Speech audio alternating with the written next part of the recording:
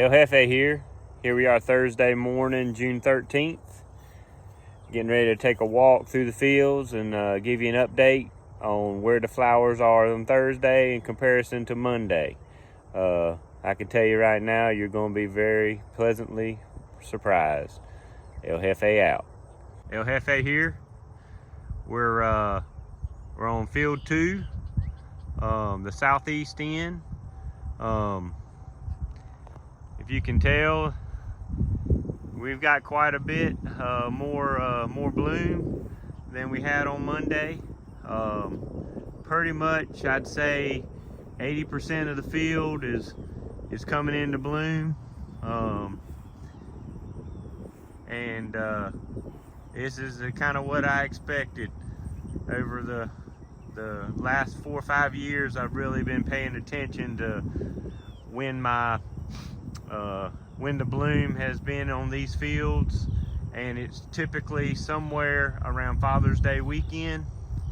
But it's absolutely gorgeous. This is the prettiest time of the year on these fields, when you see them almost at their peaks. You can see some of the heads are starting to turn down a little bit, and that's got to do with the weight of the heads. The seeds starting to form, they start getting heavy. But on the outside edge here, if you look at some of the size of the stems, I mean, they're probably 1.5 inches in diameter. Just crazy big. And but man, what a pretty field. Hopefully this camera will kind of do it some justice as far as showing you. But what a pretty time of the morning. The sun is behind us, and you really get a really good view of the field. So I'm gonna walk up to field 1, the power line field next, and we'll take a look at her. El Jefe out. El Jefe back here. We're sitting on field 1, which is what I call the power line field. And it's not a whole lot different than field 2, but as you can tell, the flowers are pretty much in full bloom. You still see some heads out there opening, but they're all starting to open up. And when you look across the field, you can't see many empty areas where there's not a flower. But they're all doing what they're supposed to be doing. It's a very pretty time of the year to be in a sunflower field. So these flowers were planted back on April 6th. And here we are, almost the middle of June, and they're in full bloom. This will probably last, depending on the weather, whether we get rain or what have you. Some rain right now would really bring the rest of these flowers that are kind of holding off a little bit into bloom. But one of the reasons why I plant in early April, well, there's several reasons, but one of the biggest ones is the ground's still cool. A lot of your grasses that compete with your sunflowers in your fields are not even growing yet. So you get these seeds in the ground, they get up, they get established. It really allows your pre-emergent to take and get a good hold from keeping any of those seeds that are in the ground to sprouting. And the sunflowers just are able to really do their thing without having to compete against a lot of the warmer season grasses. Now, they do grow a little slower that time of year, but they pick it up as soon as that soil starts to warm and everything. So April 6th would probably be about the earliest I would ever try to start to plant sunflowers.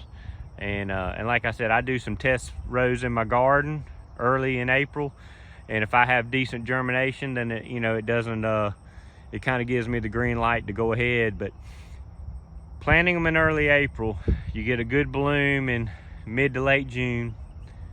The flowers are pretty much done and coming out of bloom and starting to die off, in early July.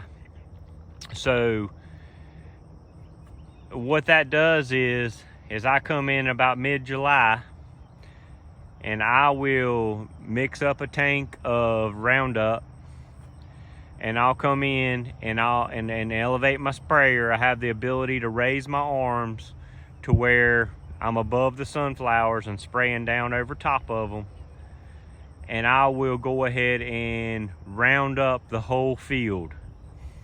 Now you're asking, well, the sunflowers are dying. Why are you putting Roundup on them? Why don't you just let them do their thing? Well, once the head is set, the seed is there, and the plant's just dying and beginning to dry out, the Roundup goes ahead and kills the plant. It's basically speeding the process up, and that allows that plant to dry out way quicker. And in doing so, this whole field will be dead and brown by the 1st of August. So why is that important? Well, if this field is dead, brown, and dropping seeds the 1st of August, then these doves are gonna start feeding, and they're gonna be in this field for an entire month before dove season comes in. And that is crucial to having a dove field that will last a good portion of the first segment of dove season here in North Carolina. So on the other side of the coin, if you wait and plant mid-May, yes, you'll have sunflowers by September, but when the field, its maturity is going to be later in the season, the doves will be using it more closer to opening day. And when you hunt it with heavy pressure, a lot of times the first segment of the dove season, you'll get to hunt the Saturday before Labor Day. So that means you'll get a Saturday hunt and a Monday hunt. And that's so much pressure on those birds. And the fact that they've just found the fields, they'll leave. Because you've got corn getting cut. You've got other people that plant fields for doves. All those things come into play. But I have found if these birds have been in these fields for a month, they have such a strong feeding pattern set up, and their drive to get to these fields every morning and every afternoon to feed before coming off the roost and before going to the roost, it makes these fields so much better. And typically, we'll hunt the opening day weekend, Saturday and Monday. But as of this year that's coming, the Saturday falls in August.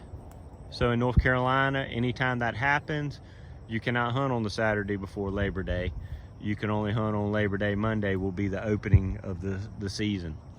So we'll get a Monday hunt this year, and then we'll come back in the following Saturday and have our second hunt. So if you use field, these are about 3 acres.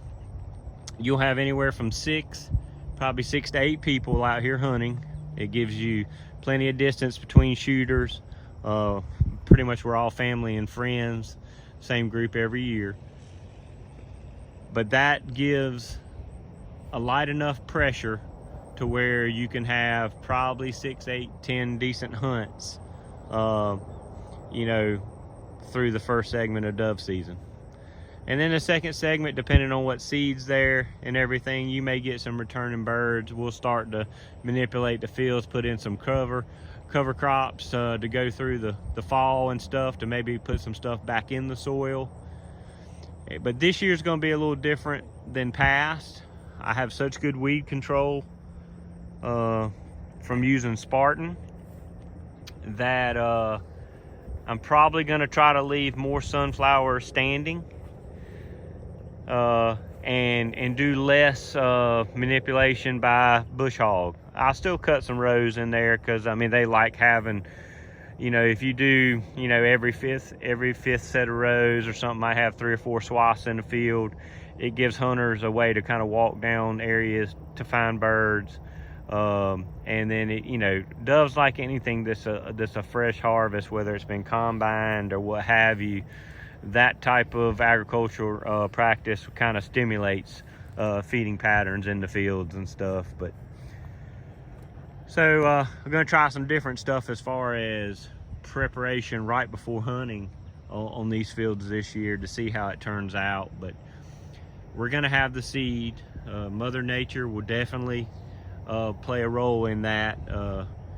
You know, come September, we're in the heart of what we call hurricane season, and there's always a chance you get some depressions or a hurricane through here, and it's either going to blow a lot of the sunflowers down, or you'll have torrential rains, and you know, in combination with wind, which is detrimental to the fields, and a lot of times it'll push the birds out. So what I have found is when you have a coastal low, hurricane, depression, the birds will stay around. They'll be feeding real hard while the front's coming in. But once you have 2 or 3 days of extremely high wind and heavy rain, they'll push inland. They'll find areas that are not in the inclement weather, and the birds will head that direction. Now you might have an influx, excuse me, of new birds after the front pushes through, but you don't know what you're going to have standing. You know, any seed that's on the ground is going to get washed away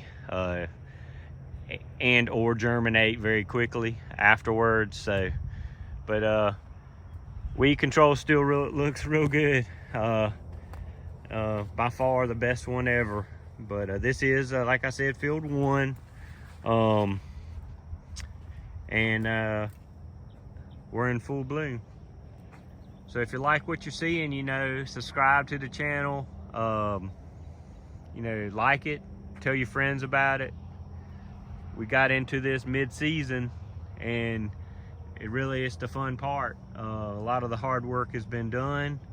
Mother Nature's given us enough, or God's blessed us with enough rain, and he allowed these seeds to germinate for us, to where we could have a pretty field like this. Next year and going into the fall and into the spring, we're going to go through a step-by-step process of everything I did this past season. I'm going to show you the beginning to the end, what I go through. You know, you can comment on how you might do things a little different, and we'll put some of those things into practice, because overall I'm looking to have a great field of sunflowers, and you know, some of the best September dove hunts that I can help to create. You know, we can do all the hard work, but it comes down to what God's given us. He's given me the wisdom and the knowledge and the desire to do this, and He's created something with such beauty.